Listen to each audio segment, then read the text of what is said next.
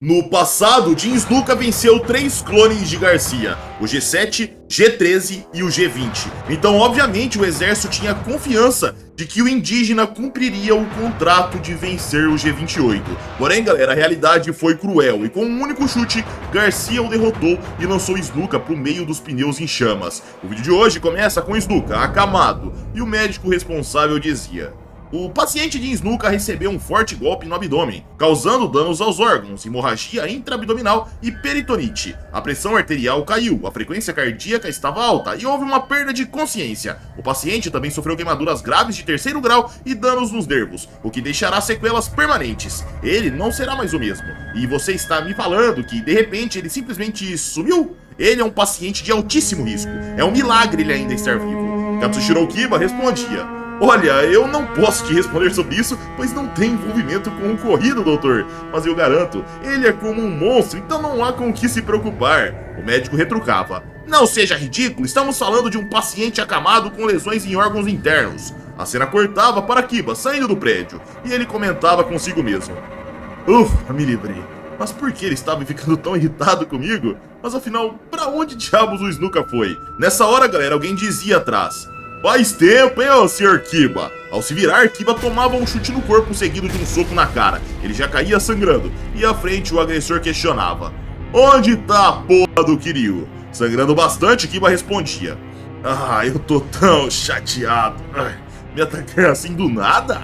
O agressor alertava: é melhor você ficar quietinho e me dizer onde o Kiryu tá. Assim você não vai ficar mais triste ainda. Katsushiro Kiba entrava em guarda e dizia: eu ainda sou filho do Iron Kiba. Eu fui treinado a fundo para revidar quando sou atacado. O agressor questionava: e daí? Diz logo onde tá o Kiryu. Kiba avançava dizendo: mesmo que eu soubesse, eu não te diria. O agressor desviava dos ataques e alertava: não, você não vai me acertar, porra. Minhas habilidades defensivas têm o selo de aprovação de Kishi Miyazawa. Ao ouvir o nome de Kishi, Kiba se surpreendia, mas no segundo seguinte tomava um cruzado no queixo e desmaiava. A cena cortava para uma construção abandonada. Próximo de lá, Garcia estava numa barraca com o gatinho filhote. Ele brincava com o animalzinho até que ouvia alguém chegar. Era Kibo que dizia: haha, aqui Garcia, eu trouxe comida pra você. Eu trouxe um sanduíche especial de brócolis com frango, feito com pão integral, sem tempero, claro. Ah, eu gostaria de te apresentar a Yuki. Yuki acenava com a cabeça e dizia: eu sou a Yuki, prazer. Garcia a encarava e Kibo dizia: você pode achar difícil de acreditar, mas a Yuki é sua irmã mais nova, Garcia. Que surpresa, não? Ela é a única garota com o sangue do Kiryu correndo nas veias. Garcia dava uma mordida no seu lanche, não fazia muita questão ao saber daquilo, e Yuki mantinha-se serena, e Kibo questionava tentando animar o clima. Ô Garcia, por que você tá tão antipático, hein, ô chato? Você deveria estar mais feliz. Você achava que estava sozinho, mas agora tem uma irmã. O Kiryu e o exército dos Estados Unidos podem mexer com a gente de novo. Então eu quero que você se esconda aqui por um tempo com ela. Vai ser só uma questão de paciência agora. A cena cortava para Kibo e Yuki partindo. Numa trilha de trem, Kibo questionava: e aí, Yuki, qual foi a sua primeira impressão do Garcia? Yuki respondia: mesmo que de repente sejamos irmãos, isso não faz muito sentido para mim, para ser sincera. Eu não consigo abraçá-lo com lágrimas nos olhos ou qualquer sentimento especial, então não julgo que ele não mostre importância para mim. O Garcia não tem isso de delicadeza social. Kibo dizia: ah, sim, isso é verdade. E o que pontuava: o Garcia tem uma beleza arrepiante, como uma espada japonesa. Os olhos dele são puros demais, cheios de perigo e loucura. Se eu me aproximar demais, tenho medo de me machucar seriamente. Mas por algum motivo, eu não consigo simplesmente ignorar isso. De alguma forma, isso me lembra até o Ryusei. Kibo dizia: sim, eu sei. É por isso que eu vou trazer o Ryusei de volta. Podíamos ver 2 pessoas vindo de encontro. Uma era Sonou, o outro era Oton. E ao chegarem frente a frente, Kibo dizia: é o seguinte, está na hora de resolver a batalha com o Kiryu. Oton e Sonou absorviam o que foi dito e Kibo continuava: eu descobri onde o Kiryu está escondido. Agora é a nossa vez de atacar. E o que questionava: o quê? Mas como você descobriu onde o Kiryu estava? Nessa hora alguém chegava respondendo: ô Kibo, eu já amarrei o otário do Kiba e fiz ele confessar tudo. Criatura hiper perigosa, Himeji Onizuka se apresentando pra vocês. Himeji mostrava o dedo do meio pra todo mundo e a cena cortava para uma floresta. Lá Kibo, Sonou e Oton avançavam e Kibo dizia olhando para uma bússola: deve ser logo depois dessa área da floresta. Oton via uma mansão e questionava: esse lugar? Kibo respondia: Sim, é uma estrutura elaborada com um design ultramoderno. Mesmo que ninguém a visite ou veja, é um refúgio onde o senso de beleza e atenção aos detalhes do Kiryu podem ser sentidos só de olhar. Sonou e Otton analisavam o ambiente e esse último pontuava: não parece haver câmeras de vigilância. Voltávamos para o momento onde Himeji havia aparecido e Kiba questionava: ô Himeji, então com certeza eu vou encontrar o Kiryu lá? Himeji respondia: sim, eu fiz o Kiba me contar tudo sobre. Ao que parece, o Ryusei também tá no local. Kiba dizia: certo, então nós cuidaremos de tudo. Você leva a Yuki pro hospital. Himeji retrucava: ei, isso não tá certo não, eu vou com vocês também, pô. Eu vou salvar o Ryusei. Afinal, o Kiryu é bom em manipular o coração das pessoas, não é?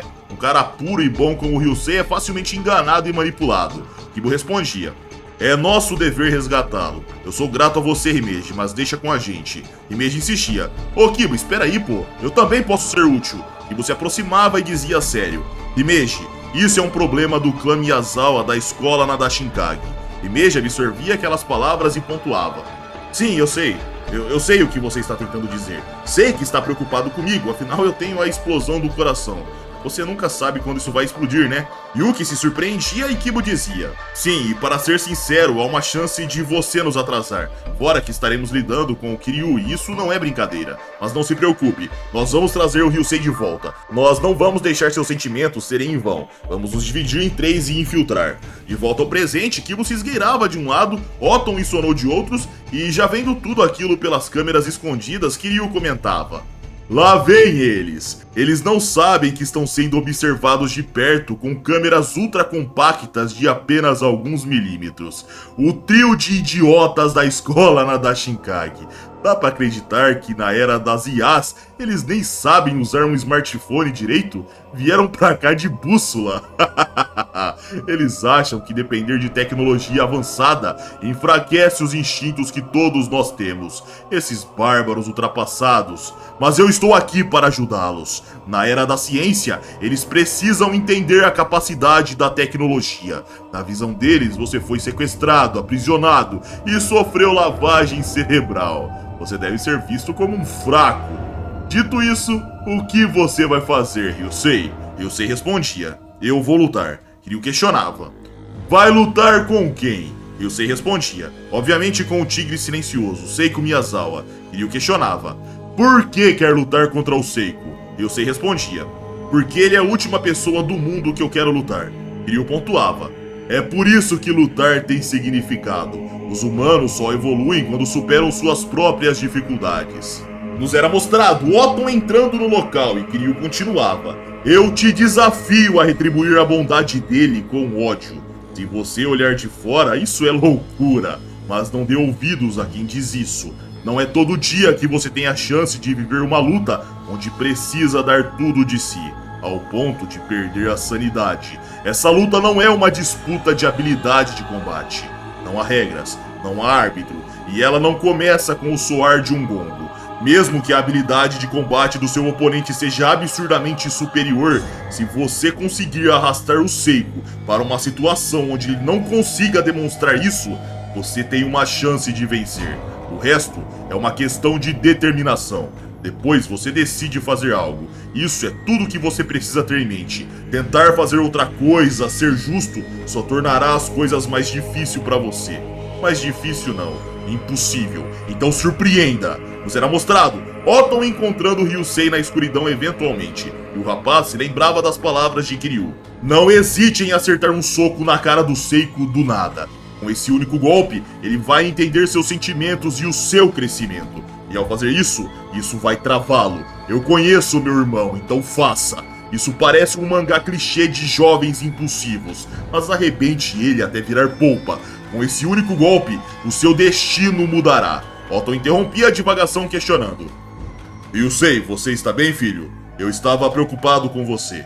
Ryusei se lembrava de Kiryu alertando: se você atacar, Seiko não estará preparado. Faça isso e a sua vida vai mudar. Prontamente, Ryusei lançava um cruzado que acertava Otton em cheio. O tigre silencioso caía e Ryusei pensava: a sorte foi lançada. Adeus ao meu eu fraco. Otton olhava confuso, já Ryusei pisava nos óculos e avançava pensando: agora só resta atacar de uma vez só. Otton era acertado novamente e Ryusei lembrava de Kiryu dizendo: seja o primeiro a atacar. Ataques surpresa são uma tática dos fracos, mas são as mais eficazes. Em um mundo de escuridão, onde não se enxerga nada, você tem a vantagem. Então ataque sem hesitar. Ryusei lançava uma sequência e acertava Otton em cheio, mas o tigre silencioso segurava o braço e entrava no armlock. Na mesma hora, o braço estalava e Ryusei sentia a dor. Kiryu olhava atento e preocupado, porém Otton girava o rapaz, largava e Ryusei aproveitava para se afastar. Ou seja, ele não queria quebrar o braço de Ryusei. Enquanto isso mesmo, se lembrava de Kiryu dizendo: você não pode escolher os meios, você só pode se tornar um homem quando derrotar o Seiko. Otton afrouxava a gravata e questionava: então essa é a resposta que você encontrou, Ryusei? Essa é a sua justiça, meu jovem? Vendo pelas câmeras, Kiryu comentava: ainda forte como sempre.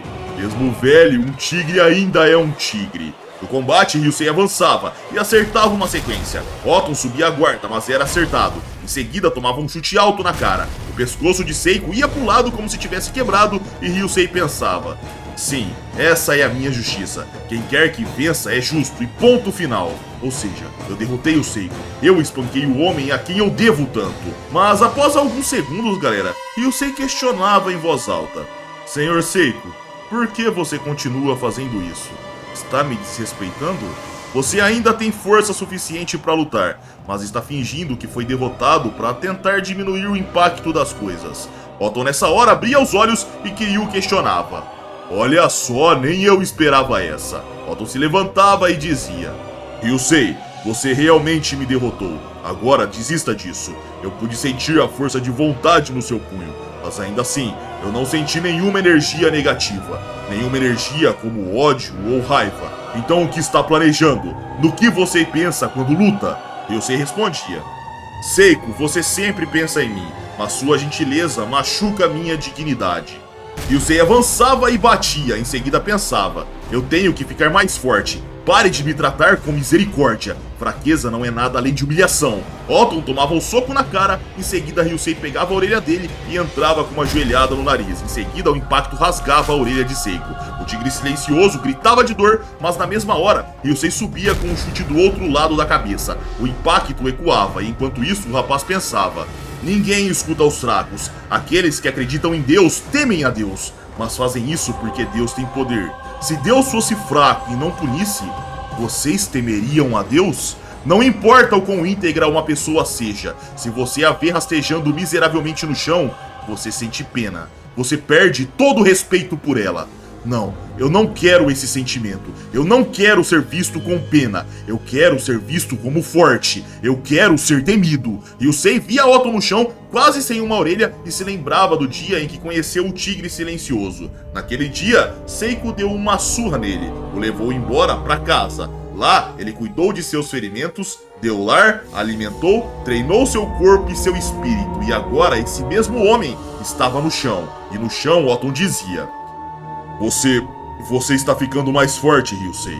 Sim, sua força, velocidade e precisão melhoraram significativamente.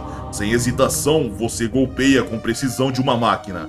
Eu tenho certeza de que você passou por um treinamento brutal com o Kiryu. Ryusei sorria e exclamava: o sangue do dragão que vive no meu corpo está em sintonia com o Kiryu. Torne-se mais forte. Meu sangue ferve me dizendo para ser mais violento. Otton fechava a guarda e dizia: pois bem, então vamos quebrar essa maldita maldição de sangue.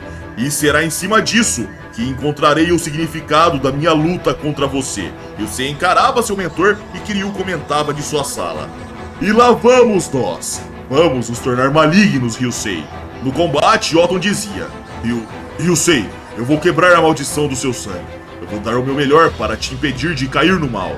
Ryusei via Otton ofegante, observava a orelha pendurada e pensava: esse homem ainda assim se preocupa comigo. Mesmo a essa altura ele faz isso? Íamos para Kiryu, que se acomodava na poltrona e comentava: você ainda tem força para reagir mesmo depois de ter sido atingido seriamente por um chute alto? Realmente a absorção de impacto e a resistência do pescoço de Seiko são comparáveis às de um gorila. Mas o quão bondoso você é. Isso te enfraquece. Você tomou dano demais. Não vai conseguir reverter. Ou você acha que ainda tem alguma chance de vencer? No combate, Ryusei avançava e Otton bloqueava, conseguindo contra-golpear em alguns momentos. E gostando do que via, Kiryu comentava: seus olhos já estão se acostumando com o local escuro.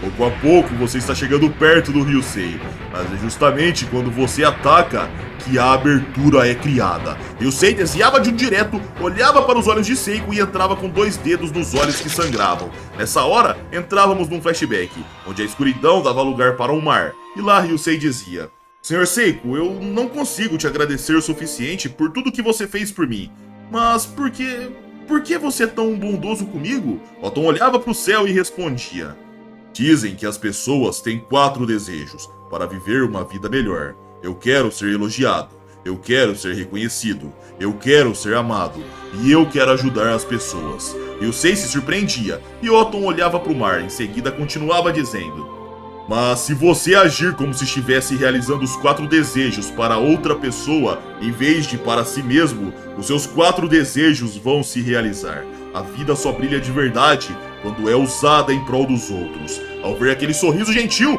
Ryusei sorria de volta e retornávamos para o presente, enquanto Ryusei pensava: eu gostei da sua honestidade e da sua moral, Sr. Seiko.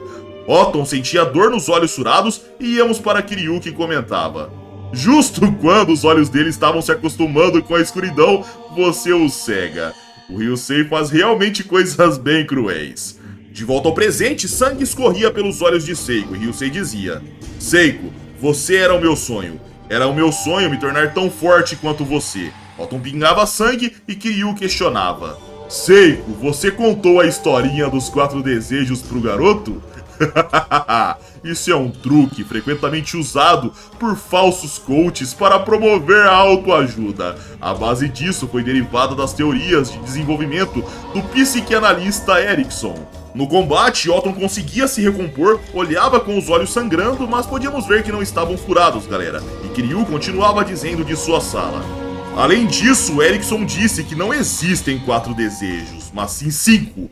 Eu quero ser elogiado, eu quero ser amado, eu quero ser aceito, eu quero ser útil. E por fim, o último e mais importante: eu quero ser livre. Íamos para Ryusei, que carregava seu direto e pensava: Seiko, eu não posso me tornar uma pessoa gentil como você. Não posso porque vou me tornar mal. Otton tomava um soco na cara enquanto se fechava e Ryusei pensava enquanto batia insistentemente: eu posso me tornar mais forte que você. Existem coisas que você não pode alcançar sem se tornar mal. De volta a Kiryu, ele dizia: faça isso, Ryusei. É preciso talento e esforço para se tornar mal. Ryusei golpeava e pensava: se eu não conseguir superar essa barreira, eu não vou conseguir seguir em frente. Ryusei entrava com uma esquerda, já Seiko abaixava a cabeça, fechava os olhos e contra-golpeava com um direto de direita. Ryusei desmontava na hora com o ataque, olhava sem entender nada, e Kiryu comentava surpreso: o quê? Ele caiu a partir da cintura. Mas o que aconteceu? Seiko, você aproveitou uma brecha momentânea e conseguiu acertar um golpe que o desmoronou apenas do quadril para baixo? Quão carinhoso. Nos era mostrado Otton de olhos fechados e com a palma aberta, exalando energia da região. Kiryu se acalmava e continuava dizendo: seu radar de morcego é tão bom assim? Dizem que ao aplicar a própria energia em outra pessoa, é possível determinar com precisão a distância, onde quer acertar, e o estado que vai deixar seu oponente, mesmo na escuridão. No combate, Otton se aproximava e dizia: Ryusei, você está bem, filho? Acorde. O que estava tentando fazer? Você não é o tipo de pessoa que seria corrompida pelo mal. Venha, eu vou te ajudar. Quando Otton iria erguer o garoto, Ryusei pegava o dedo do mesmo e torcia. Em seguida dizia com o nariz escorrendo sangue: Seiko, você disse que quebraria a maldição do meu sangue, mas não. Íamos para Kiryu, que comentava: o sangue do dragão é assustadoramente forte. Maravilhoso. Ryusei quebrava o dedo de Otton, que rangia os dentes enquanto lágrimas de sangue caíam. E com um sorriso no rosto, o garoto alertava: eu nunca vou esquecer que você me espancou, Sr. Seiko. Ryusei batia com a esquerda no queixo, quebrava outra parte do dedo e Kiryu comentava: orelhas dilaceradas por Ryusei, a quem ele havia criado com tanto carinho e cuidado. Olhos cegados, dedos quebrados. É miserável e lamentável, mas ainda assim, deve ser bom ver o Ryusei crescer. Ryusei se lembrava de Otton dizendo: Não conhecer o medo é uma anomalia, e por isso você é alguém várias vezes mais em risco do que qualquer outro covarde poderia ser. De volta ao presente, Ryusei pegava Otto numa guilhotina e Kiryu comentava: essa bondade é a fraqueza de Seiko. Ryusei puxava a guarda enquanto estrangulava, e voltávamos para um flashback, onde Otto dizia: eu não vou perder para ninguém. No pior dos casos, eu posso perder a minha vida. Mas mesmo assim, isso não seria uma derrota, porque não existe ninguém capaz de matar a alma de alguém. Uma alma suprema será herdada eternamente. Então não existe derrota por toda a eternidade. No presente, Ryusei fechava as pernas no quadril enquanto mantinha o estrangulamento. Ele apertava com força total, e Kiryu dizia animado no alto-falante: caiu. Seiko caiu. Você venceu, Ryusei. Ryusei dizia não, e Kiryu fechava a cara na hora. Em seguida dizia: Ryusei, ele já caiu. Larga ele agora. Ryusei gritava não, e Kiryu exclamava claramente perdendo a postura de maligno: o Seiko já desmaiou e está tendo convulsões. Se você continuar apertando, ele vai morrer. Pare agora, ou você planeja matar o Seiko. Ryusei nessa hora largava. Ele sorria e dizia: foi você quem me ensinou a lutar com a intenção de matar. Kiryu olhava preocupado para o seu irmão gêmeo e Ryusei continuava dizendo com um olhar maligno: frio e implacável, você ainda tem um pouco de humanidade dentro de você. Não tem, Kiryu? Temos que trabalhar isso em você. Kiryu sorria e dizia: sim, você me pegou. Mas da próxima vez que não seguir uma ordem minha, eu mesmo vou te matar. E dessa forma, senhores, com o Ryusei virando totalmente a chavinha, o vídeo vai chegando ao fim. Eu espero que vocês tenham curtido, comentem aí o que acharam desse vídeo e não saiam sem deixar um like, galera. Essa é a forma que vocês ajudam a gente a continuar crescendo aqui no YouTube. Outra forma também é vocês tornando-se membros do canal. Primeiro link fixado aí na descrição redireciona vocês para o clube de membros. Então venha fazer parte, caso queira vídeos exclusivos e ajudar a Sociedade Z. Minhas redes sociais vão estar aqui na tela, caso queiram me seguir. E é isso aí, galera. Eu tô indo nessa, um abraço, fiquem com Deus e tamo junto.